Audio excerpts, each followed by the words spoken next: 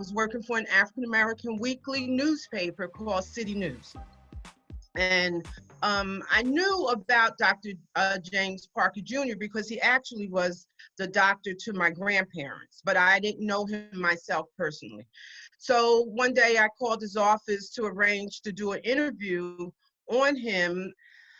And that interview, he was surprisingly contrite, not willing to, like, just answer questions, asked me like, what do you want from me? Just being really just hard, and I didn't understand. So finally, after a few moments of this, I just said to him, listen, I called and arranged to do an interview with you. If you didn't want to do the interview, then you should have said it.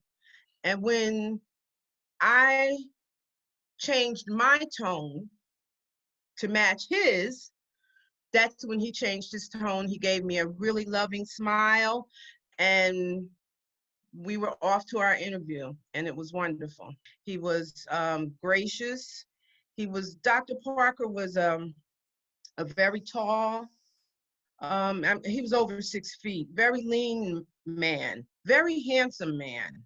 And I was just enamored by him, first of all, the way he looked, because he was very handsome, but that he had risen to the ranks of being a physician here in Red Bank, and the lineage that belonged to him becoming a doctor, I think, is what really, really interested me. Dr. James Parker Sr., who was a graduate of Howard Medical School, came to Red Bank in 1918. Now, we all understand that 1918, that was the pandemic of that time.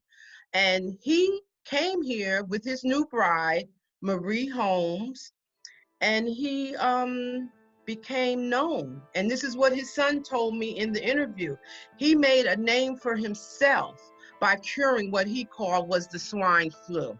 And people from all over, people from all races, came to Dr. James Parker Sr. right at 179 Shrewsbury Avenue to save their lives, because over 675,000 people died in that pandemic of 1918 here in the United States. So I'm sure the same fear that has engulfed us in this moment, I'm sure engulfed those people at that time. And to have someone right in these times when we talk about 1918, this is Jim Crow era, and he is living here in Red Bank and starts to make a name for himself, becomes a very upstanding citizen in the community, serving all populations, but was denied the opportunity to be on staff at any of the local hospitals. So it was his son that continued that legacy and became the first African-American doctor to be on staff at Monmouth Medical Hospital at that time, and Riverview Hospital. So that was in 1955.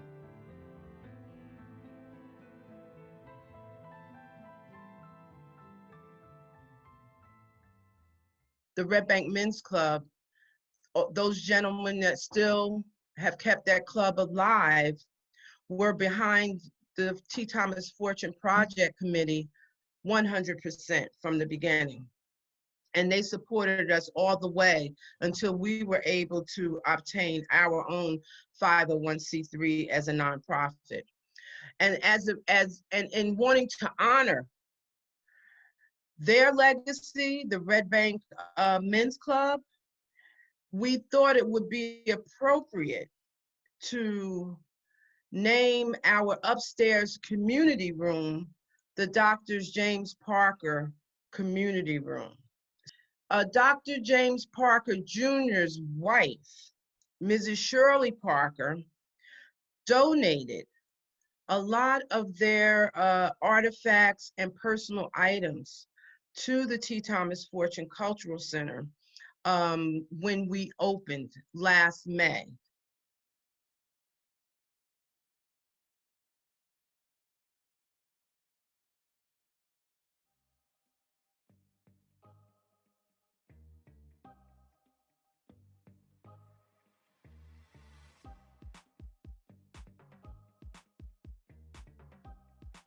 Until we meet again face to face, it is my hope that all of you out there will continue to support the T. Thomas Fortune Cultural Center with your donations.